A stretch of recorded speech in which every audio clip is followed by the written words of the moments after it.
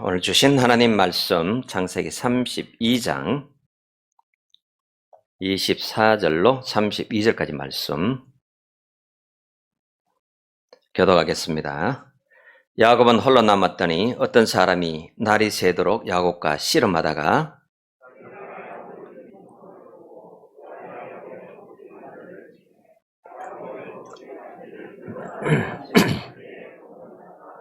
그가 이르되 날이 새려하니 나로 가게 하라. 야곱이 이르되 당신이 내게 축복하지 아니하면 가게 하지 아니하겠나이다.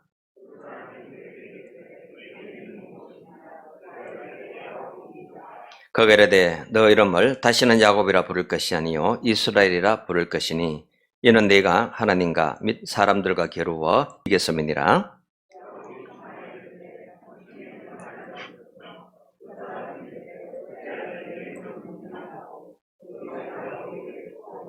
그러므로 야곱이 그곳 이름을 브넬이라 하였으니 그가 이르기를 내가 하나님과 대면하여 보았으나 내 생명이 보존되었다 함이더라.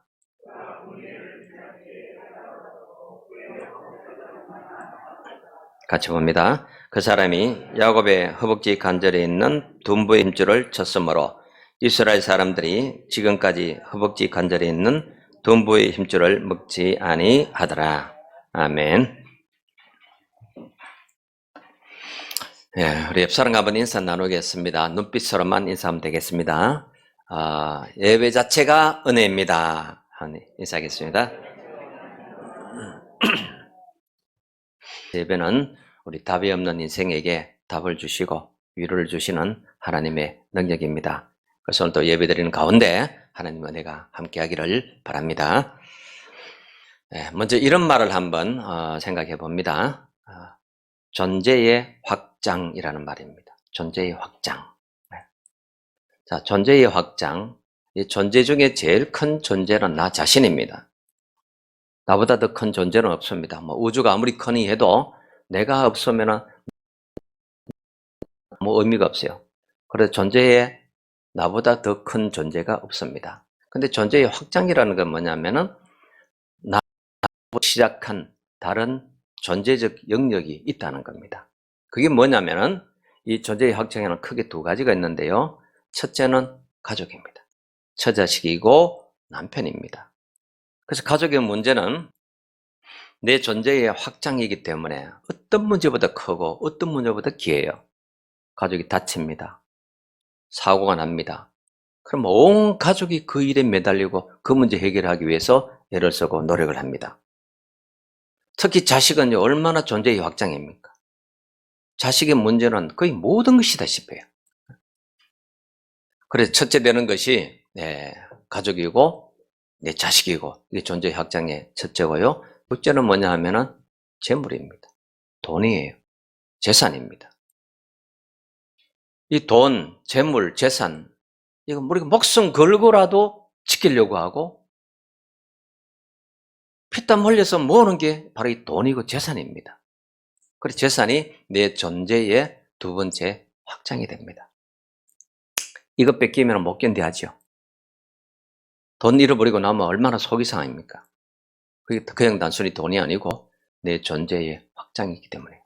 그런데 많은 사람들은요, 대부분의 경우에 이 존재의 확장을 확대하려고 합니다.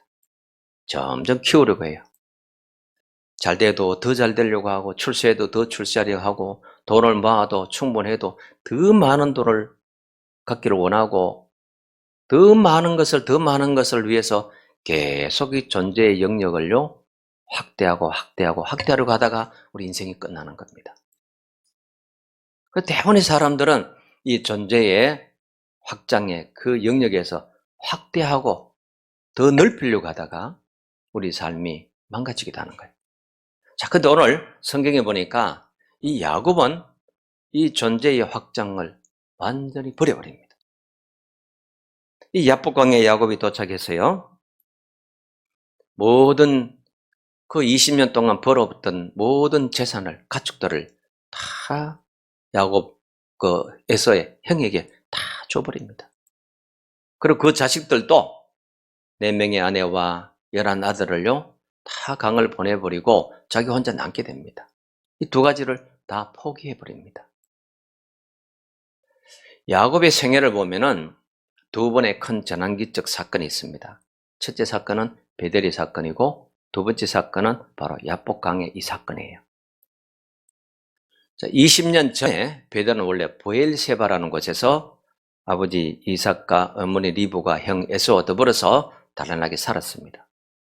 근데 하루는 에서가 사냥을 하고 돌아왔는데 야곱이 욕심을 냅니다.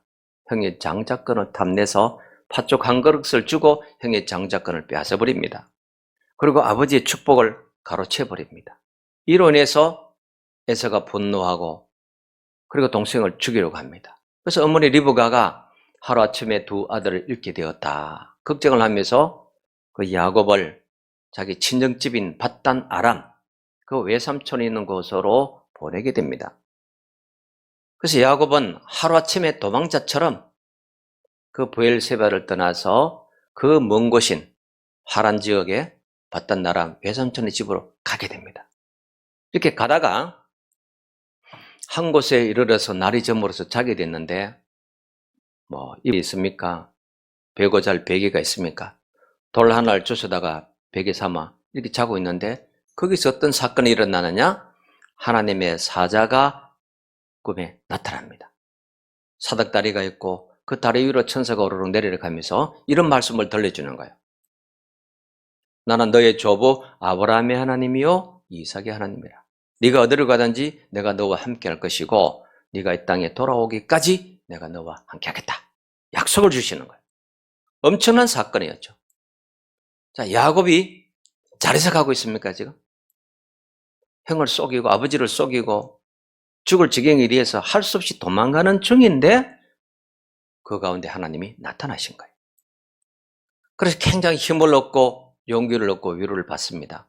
그 길로 이제 외삼촌 집에 가서 20년을 지나게 됩니다. 창세기 보면은 이 야곱이 베델에서 하나님께 고백한 게 나오죠. 가인 여기 하나님이 계셨고 여기가 하나님의 집이고 그래서 그곳 이름은 엘 베델, 벳엘. 그래서 하나님의 집이다. 그렇게 붙이고 하나님께 기도하고 감사했는데 그 이후부터는 야곱이 기도한 모습이 전혀 나오지 않아요. 다시 세속적인 모습으로 살아요. 거기서 일을 하고 제사를 모으고 결혼을 해서 4명의 아내를 얻고 11 아들을 얻고 이러면서 거기서 어떻게든지 재물을 모으려고. 근데 그곳에 갔더니 외삼촌 라반은 자기보다 한 수 위예요. 얕고 깨부리는 게 더 탁월해요. 그걸 잘 이용해서 이제 재산을 모으기 시작하는데 당시 재산은 주로 가축입니다. 가축을 얼마나 많이 모았든지 2떼를 이루었다 하는데 한 떼가 500마리거든요. 엄청난 이 가축을 모읍니다.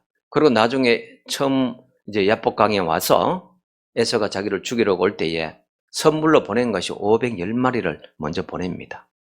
그 정도로 많은 가축을 모으고 재산을 얻고 자녀를 얻고 그랬습니다. 근데 어느 날 이렇게 보니까 외삼촌 라반의 안색이 좋지 않습니다. 그 아들들의 인상도 좋지 않아요. 미움을 받고 있다는 걸 알고 여기서 죽을 수 있다는 걸 알게 됩니다. 그래서 이번에 또 도망을 가는 거예요. 마침 외삼촌이 어딘가 출타를 했는데 출탄 틈을 따라서 그 첫 아내 레아에게 덜로 나오라. 그리고 덜로 나와서 가축들을 몰고 도망을 가버립니다. 그래서 외삼촌 라반이 이 야곱이 도망갔다는 얘기를 3일 후에 듣게 됩니다. 그리고 그때부터 자기 아들들을 모으고 사람을 모아서 추격을 하기 시작하는데 갈르엘이라는 지역에 왔을 때 7일 만에 그곳에서 야곱을 따라잡습니다. 야곱을 죽이려고 작정하고 온 거예요. 이놈이 내 재산을 다 가져가고 내 딸들을 다 데려가고 손주들 데리고 갔다. 그리고 모든 것을 도로 찾아서 오려고 하는데 가는 길에 하나님이 나타납니다. 너가 야곱에게 선악간에 묻지 마라. 선악간에 아무것도 그에게 묻지 마라. 그리고 야곱을 하나님이 딱 보호를 해주시는 거예요. 그래서 라반은 야곱에게 왔지만은 하나님이 선악간에 묻지 마라 하기로 내가 너를 용서한다고. 너가 어찌하여 내게 이렇게 하였느냐? 내가 내 재산을 가지고 가고 내 딸을 데려가고 내 손주를 데려가면서 어떻게 작별하고 키스할 시간도 주지 않고 그렇게 도망치듯이 가느냐. 그러면서 이제 야곱을 용서하고 거기서 언약을 맺고 돌아가게 된다. 자, 야곱 입장에서 이렇습니다. 뒤에서 오는 위협 하나를 하나님의 은혜로 해결했습니다. 이제 앞으로 가는데 앞에 또 하나의 위협이 있는데 그 위협은 뒤에 따라오던 위협보다 더 큰 위협이었어요. 더 큰 위험입니다.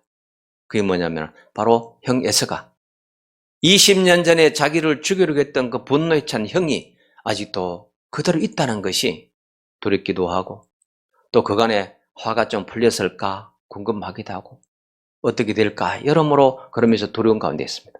그래서 하나님께 기도할 때 보면 내가 내 형으로 인하여 두렵고 떨리나이다 고백하거든요. 두려워합니다. 그래서 야복강에 드디어 이르게 됩니다. 자, 그것이 오늘 이제 본문인데요. 야복강에 이르고 보니까 야곱은 안심이 안 됩니다. 이 강만 건너면은 이제 형이 있는 세일에 가까운데 어떻게 될까? 내가 살까 죽을까? 그래서 다시금 또 자기 꾀를 풀가동합니다. 풀가동해서 사자를 종들 중에 하나를 몰래 보내봅니다. 보냈더니 그거 와서 이런 말합니다. 당신의 형 에서가 400명의 군사를 일끄고 다가오고 있습니다. 깜짝 놀랄 일이죠. 간담이 막 내려앉을 일입니다. 그래서 꾀를 내는 것이 뭐냐?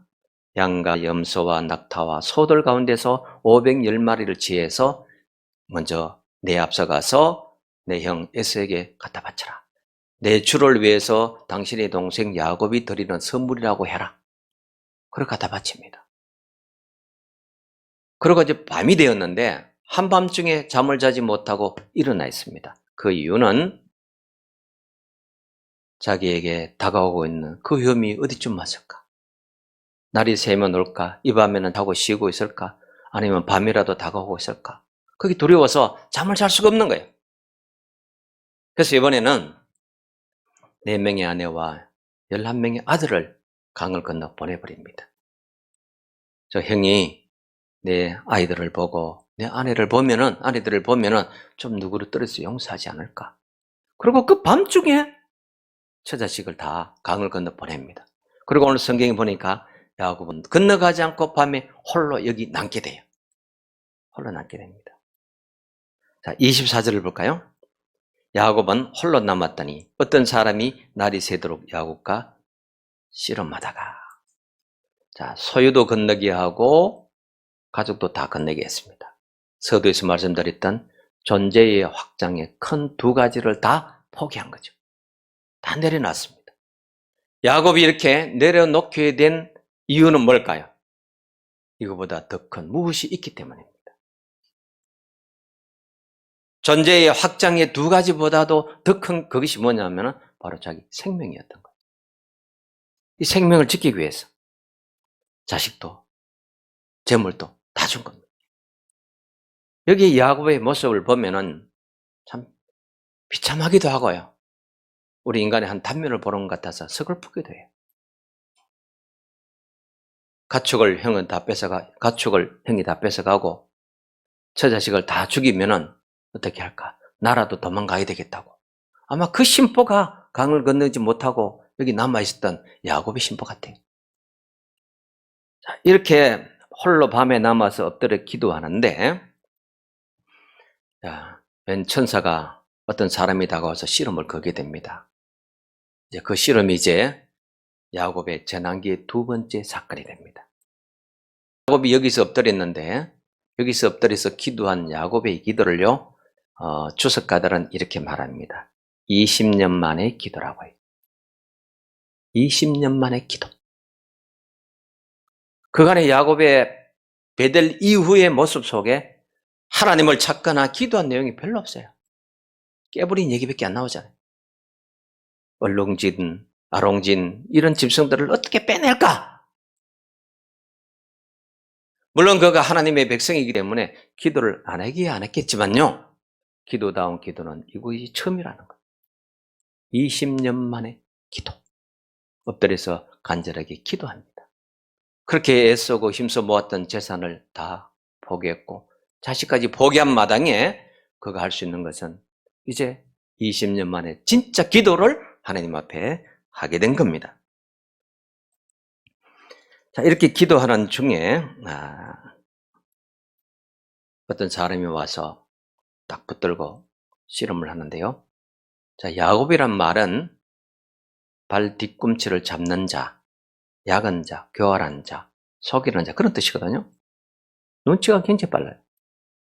누군가가 와서 씨름을 거는데 야곱은 금방 알아차립니다. 하나님이 사람이고 이는 특별한 분이다. 알아차립니다. 보통 우리 같으면 어떻게 할까요? 밤중에 누군가가 다가와서 씨름을 걸면 도망부터 가야 되잖아요. 이게 에서가 보낸 자객이거나 나를 죽이려고 형이 보낸 어떤 사람이 아닐까. 두려워서 뒤로 도망갈 텐데 야곱은 오히려 자기가 더 붙들고 지금 씨름을 하게 돼요. 매달리는 거예요. 걱정도 근심도 그 순간에는 다 없는 거예요. 오직 이분을 붙들고 씨름해야 되겠다는 이거 하나 가지고 하고 있는 거예요. 왜 그럴까요? 야곱에게는 여기서 아무 답이 없던 거예요. 뭘 해도 그에게 주어지는 확신도 답도 없는 상황입니다. 그럴 때에 그에게는 답이 되는 하나님만이 답이 있기 때문에 엎드린 거예요. 우리 마가복음 4장에 보면요. 이제 제자들이 예수님과 함께 갈릴리 바다를 지나갑니다. 바다 한가운데 갔는데 풍랑이 일어요. 성경에 보니 광풍이라고 해요. 파도도 많이 치고 물결도 사나습니다. 마침 예수님은 피곤해서 주무시고 계시는데 큰 광풍이 일어서 배에 부딪히고 그 물결이 배 하나 넘어 들어옵니다. 그때 제자들이 그 파도를 무서워해서 어찌할 수는 없고 주무시고 계시는 예수님을 깨우면서 이렇게 말합니다. 우리가 죽게 되었는데 어찌 우리를 돌보지 아니하시나이까? 이러면서 예수님을 막 흔들어 깨워요. 그때 예수님이 일어나셔서 바다야 파도야 잠잠하라 하고 고요하게 하시는 거예요. 자, 그 장면을 한번 생각해 보십시다. 파도가 치고 바람이 크게 일고 있는데 강풍이 부는데 제자들이 할 수 있는 게 뭐가 있을까요? 자기들의 실력과 능력으로 할 수 있는 게 아무도 없어요. 답이 없다는 말입니다. 그들이 강풍을 잔잔하게 할 수는 없지만 예수님은 깨울 수 있었습니다. 예수님을 깨우면 예수님이 답이시기 때문에 예수님이 해결하시기 때문에 예수님을 깨웠던 거예요. 파도를 잠잠하게 할 능력은 없지만 예수님을 깨울 수 있는 지혜는 있었던 거예요. 이것이 바로 답이 없는 인생이 답 대신 하나님을 붙든 겁니다. 야곱도 여기 지금 그와 같은 심정입니다. 아무런 해결책이 없어요. 도와줄 자도 없습니다. 뒤에 어려움을 해결하니 앞에 어려움이 더 크게 와서 자기를 압박하고 있는 그 상황이거든요. 25절을 볼까요? 자, 어떤 사람이 와서 씨름을 하는데 25절에 자기가 야곱을 이기지 못함을 보고 그가 야곱의 허벅지 관절을 치매 야곱의 허벅지 관절이 그 사람과 씨름할 때에 어긋났더라. 자, 여기서 이기지 못함을 보고 했는데 이건 신학적으로 해석이 여러 가지가 나옵니다. 자, 이 말은요. 자, 천사가 하나님의 사자가 힘이 약해서 진짜 씨름해서 야곱을 못 이긴다는 뜻이 아닙니다. 이 뜻은 이거예요. 하나님의 천사가 야곱의 끈기와 그의 간절함을 이기지 못했더라. 그 뜻인 겁니다. 우리 어른하고 5살짜리 아이하고 싸우면 누가 이깁니까? 떼쓰는 아이하고 어른하고 싸우면 누가 이모가 이깁니까? 고모가 이겨냅니까? 못 이기내는 거예요. 그의 간절함과 끈기와 기도를 이기지 못했더라. 그래서 호세아서 12장에 보면요. 이 장면을 호세아 선지자가 해석을 잘 해주고 있습니다. 여러분 호세아 12장을 한번 찾아보실까요? 12장 3절 한번 보십시다.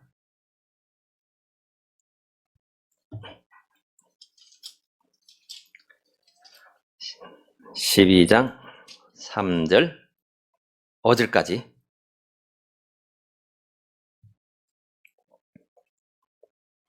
5절까지 같이 보겠습니다. 야곱은 모태에서 그의 형의 발꿈치를 잡았고 또 힘으로는 하나님과 겨루되 천사와 겨루어 이기고 울며 그에게 간구하였으며 하나님은 베델에서 그를 만나셨고 거기서 우리에게 말씀하신다니 여호와는 만군의 하나님이시라. 여호와는 그를 크게 하는 이름이니라. 자, 베델의 사건과 여기 사건을 같이 연결하고 베델에 나타났던 하나님의 사자가 여기도 나타났음을 같이 말씀하고 있는 거예요. 그런데 야곱이 지금 씨름하고 있는 것을 뭐라고 얘기했느냐? 4절에 보니 천사와 겨루어 이기고 울며 그에게 뭐 했더라? 간구했더라는 겁니다. 그래서 20년 만에 기도한 겁니다, 이게. 20년 만에 정말 기도다운 기도, 하나님을 이길 수 있는 기도를 하는 거예요. 이 기도를 합니다.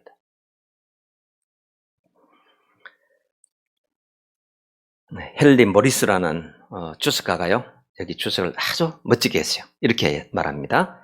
이것은 하나님이 야곱보다 약하다는 것이 아니라 인간의 기도에 굴복하신다는 것이다. 인간의 간절한 기도에는 하나님도 지신다는 거예요. 반드시 들어주신다는 겁니다. 그래서 이렇게 이 실험을요, 해석을 하면서 여기도 멋진 한마디 말이 붙었습니다.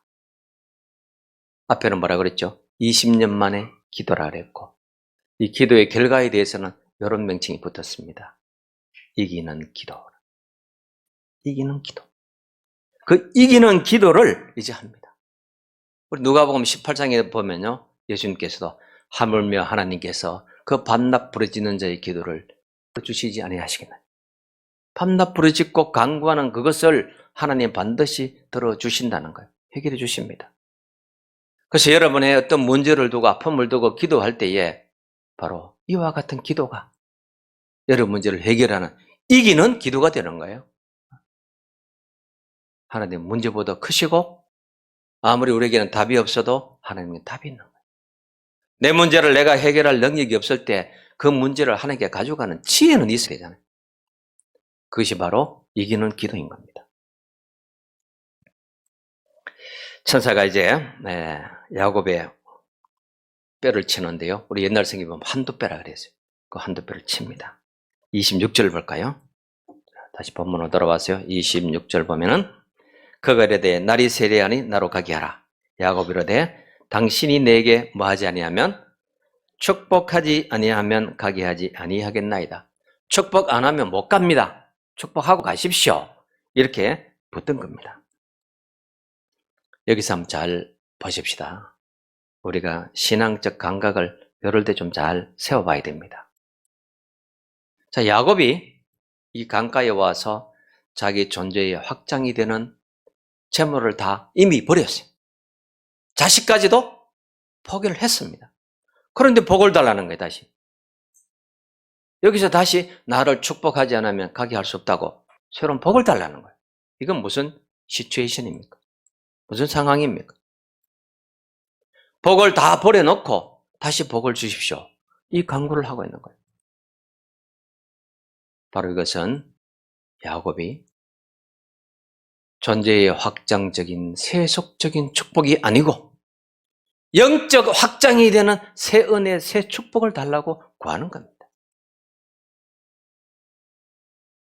자기 존재의 확장이 아니라 이제는 영적 확장을, 그 은혜와 그 새 축복을 내게 주시옵소서. 그렇게 구한 겁니다. 진짜 받아야 할 복이 따로 있다는 것을, 이것을 야곱이 여기서 알고 구한 겁니다. 야곱은 야가서 깨가 많아서 지 단돌이 할 때는 그런 머리로 갔지만 그것이 하나님을 향해서 신앙으로 돌아서니까 진짜 제대로 된 복을 구하는 머리가 나타났던 겁니다. 야곱은 자기가 어떻게 살았는지 전 세계적으로 보니 잘 압니다. 태어날 때부터 남의 발꿈치를 잡고 얼마나 얕게 살았어요. 자기 삶이 얼마나 고달프고 힘들었는지 자기 스스로가 나중에 창세기 47장에 가면 고백을 해요. 바로왕 앞에 가서 이렇게 말합니다. 내 나그네 세월이 130년입니다. 내 조상들의 연수에는 미치지 못할 나이지만은 험악한 세월을 살았다. 얼마나 험악한 세월을 살았는지 내가 살아온 내력이 이와 같습니다. 그 고백을 합니다. 그런 야곱이에요. 아무리 속이고 빼앗아도 다 채워지지 않았던 그 존재의 확장으로서의 축복이라는 것이 이제 더 이상 소용이 없다. 그리고 여기서 실험을 하면서 붙들면서 구한 게 뭐예요? 나를 축복해 주소서. 새 은혜와 새 축복을 받기를 원합니다. 자, 여러분은 원어로 보거나 히브리어로 보거나 이렇게 성경을 잘 보실 수 있는 기회가 없기 때문에 그런데요. 이 32장에는요. 유대인들이 보면은 무릎을 탁 치고 할 아주 기가 막힌 내용이 들어있습니다. 야곱의 히브리식 발음은 야콥입니다. 야콥. 야복강은 야복입니다. 그리고 씨름하다는 아베크라는 말이에요. 또는 야베크라고 돼요. 이 세 단위가 발음도 거의 비슷하고 어근도 같고 운율이 같아요. 그래서 야콥, 야복, 야베크. 이 말은 무슨 뜻이냐? 야곱은 야콥, 꽤 많은 자. 야복은 기도하는 자리, 그런 뜻입니다. 씨름하다는 것은 하나님을 붙들고 기도하는 행위를 말해요. 그래서 우리는 이 한글로 읽기 때문에 이런 단어의 운율이나 맛을, 언어의 유희를 잘 모르잖아요. 그리고 유대인들은 이렇게 히브리어로 자기 나라 말을 읽으면 이 세 단어가 희한하게 이렇게 서로 조화를 이루고 있구나 알아차리는 거예요.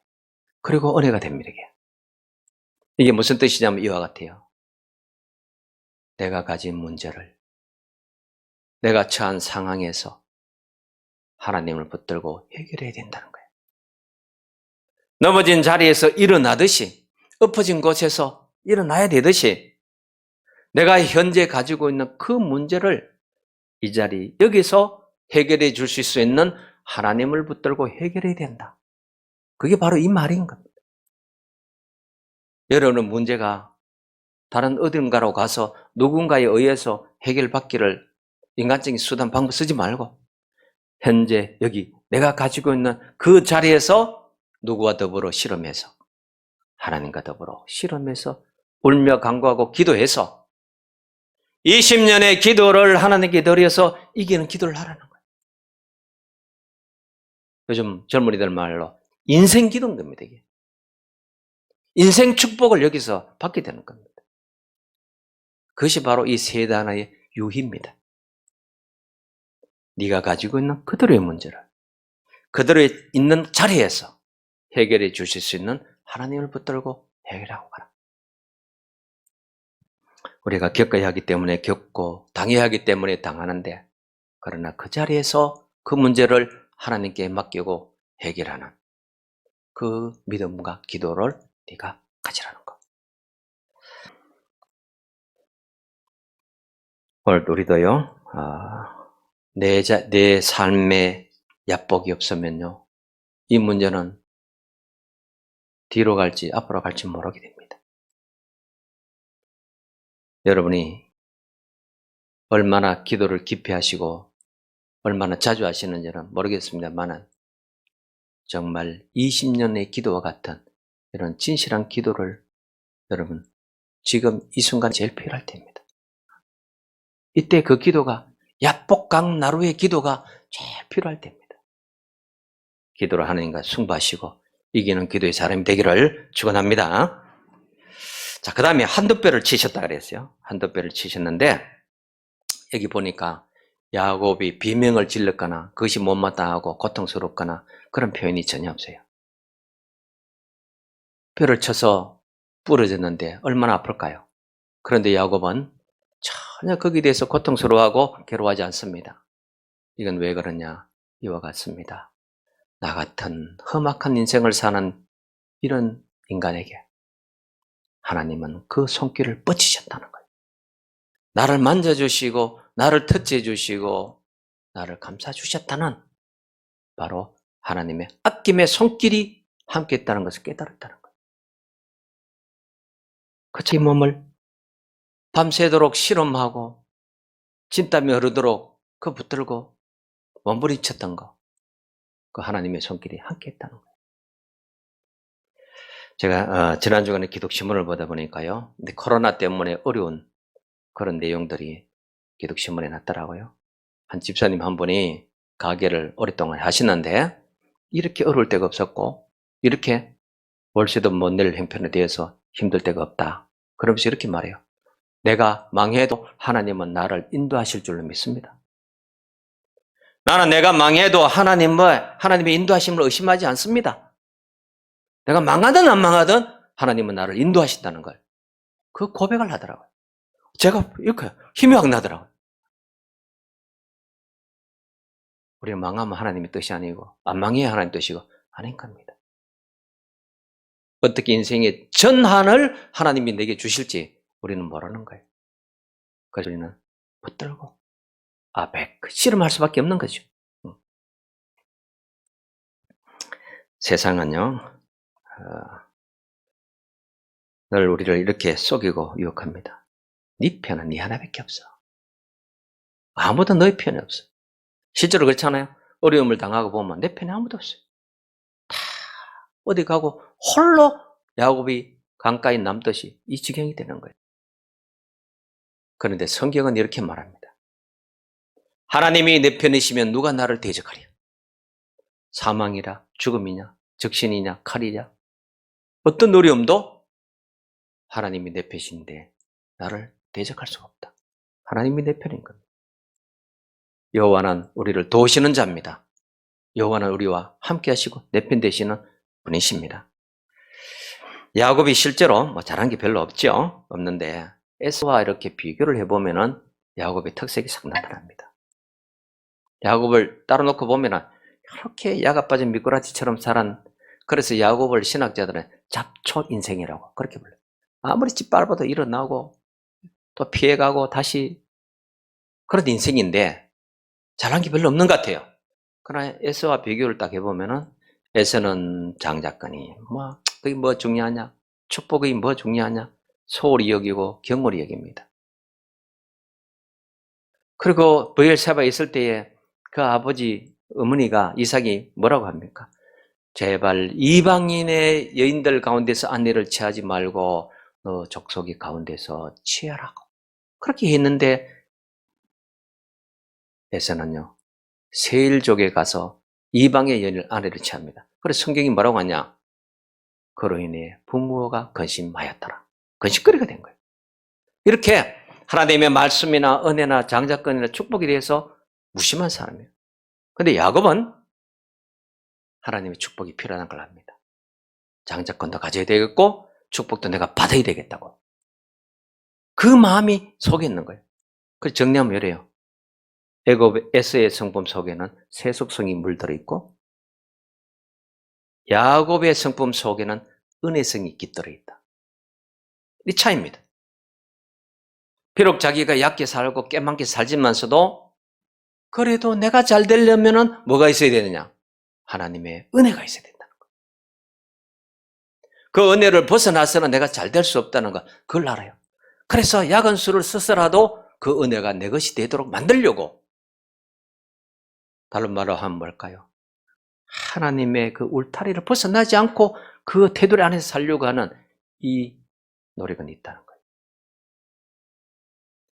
우리도 이런 은혜를 사모하는 거룩한 욕심을 좀 내야 됩니다. 은혜 아니면 안 됩니다. 은혜 주셔야 됩니다. 이 문제는 내가 해결할 수 없습니다. 하나님 은혜 영역 안에 내가 머물러서 하나님 은혜가 해결해 주시길 구합니다. 내 길을 열어주세요. 우리가 그 거룩한 욕심은 믿음으로 내야 됩니다. 27절에 보면요. 그 사람이 그에게 이르되 내 이름이 무엇이냐? 그가 이르되 야곱이니이다. 내 이름을 다시는 뭐라 부를 것이 아니요 야곱이라 부를 것이 아니요 이스라엘이라 부를 것이니 이는 네가 하나님과 및 사람들과 겨루어 이겼음이라. 자, 야곱이 나로 축복하소서 그래 하지 않으면 갈 수 없습니다. 이렇게 했는데 천사가 이렇게 말합니다. 그럼 뭔 축복을 원하냐? 뭘 줄까? 그렇게 하지 않고 너 이름이 뭐냐? 야곱입니다. 그 염제 버려라. 다시는 야곱이라 하지 말고 이스라엘이라 하라. 이렇게 합니다. 왜 복을 달라고 했는데 이름을 묻고 이름을 버리라고 했을까요? 이제까지 야곱이란 이름으로 담을 수 있는 새 복을 주셔야 하기 때문에, 야곱이란 이름 안에 담을 수 없는 새 은혜가 있기 때문에 이전 것은 버리고 이스라엘이라는 새 이름으로 하나님은 그에게 복을 주신 겁니다. 야곱은 얕고 붙잡는 자라는 뜻이었죠. 이스라엘은 겨루어 이긴다는 뜻입니다. 이긴다. 그래서 정리하면 이와 같습니다. 이제 야곱은 붙잡는 자가 아니라 이기는 자로 살아라는 겁니다. 붙잡는 인생으로 살지 말고 이기는 인생으로 살아라. 이기는 기도를 하고 살아라. 그 말씀인 거예요. 야복 강에서 이제 이름이 바뀝니다. 그 다음 절을 볼까요? 31절로 가보겠습니다. 31절. 같이 보겠습니다. 그가 분해를 지날 때에 해가 돋았고 그의 허벅다리로 말미암아 절었더라. 제가 어제 저녁에도 이 말씀을 보고 오늘 또 새벽에 일어나서 또 이 본문을 앞뒤로 이렇게 보면서요, 31절을 보다가 갑자기 눈물이 픽 나더라고요. 이제 밤새도록 야곱이 실험을 하고 이제 아침에 밝아서 강을 건너서 분엘로 이렇게 가게 되는데 해가 이렇게 떠오릅니다. 근데 야곱이 쩔뚝쩔뚝 다리를 절고 가고 있습니다. 이 장면은 여러분 한번 상상해 보십시오. 밤새도록 실험한 사람이 몰골은 어떨까요? 머리가 뭐 정리됐을까요? 옷은 뭐 흙투성이 아니겠습니까? 그런데 다리까지 쩔뚝쩔뚝 절고 가는 거예요. 이것이 하나님과 겨루어서 자기 존재의 모든 확장을 내려놓은 자의 모습인 겁니다. 자기 모든 것을 내려놓은 자의 모습. 모든 것을 내려놓고 그리고 하나님 한 분밖에 남지 않은 자의 그 모습이라는 거예요. 왜 그럴까요? 다리를 절었다라 여기에 키가 있는 겁니다. 야곱은 얕습니다. 남들보다 한 발 빠른 사람입니다. 이 한도 뼈가 부러짐으로 이제 야곱은 평생 장애적으로 삽니다. 남들보다 한 발 빠르게 살던 인간이 이제는 남들보다 한 발 느리게 살아야 됩니다. 더 이상 남들보다 한 발 빠르게 살 수가 없게 됐어요. 저는 다리로 남들보다 약삭 빠르게 한 발 더 빨리 못 가게 됩니다. 이제는 남들보다 한 발 느린 박자 인생을 살아야 됩니다. 무슨 뜻입니까? 하나님보다 앞서던 인간이 이제 하나님보다 뒤서게 되었다는 거예요. 하나님보다 앞서는 것이 축복입니까? 하나님보다 뒤서는 게 축복입니까? 하나님이 내 앞에 있는 게 축복입니까? 하나님이 내 앞에 있는 게 축복이에요. 그래서 우리가 이런 말 많이 하죠. 기도보다 성령보다 앞서지 말아라.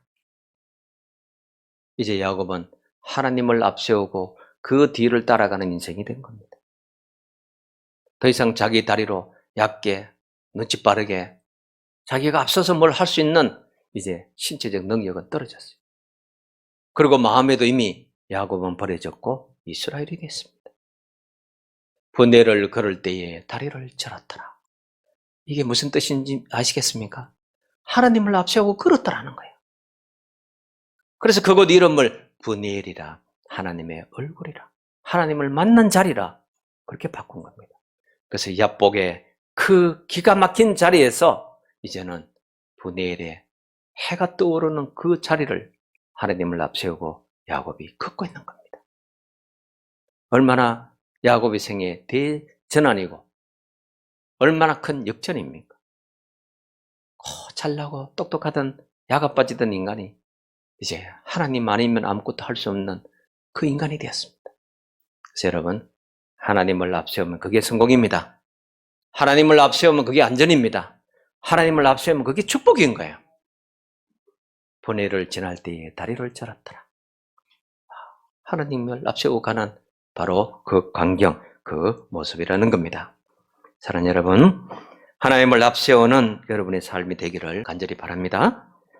하나님과 함께 하나님이 먼저 가시고 그 뒤를 내가 기쁘게 감사하게 따라가고, 이제 여러분의 삶에 내 가는 길 다 알지 못하나 한 걸음씩 늘 인도하시는 하나님이 힘없고 나약하고 절뚝거리고 가는 내 인생의 삶에 하나님이 견고하게 앞장서서 인도해 주시는 그런 새로운 복의, 새로운 은혜의 삶이 되시기를 축원합니다.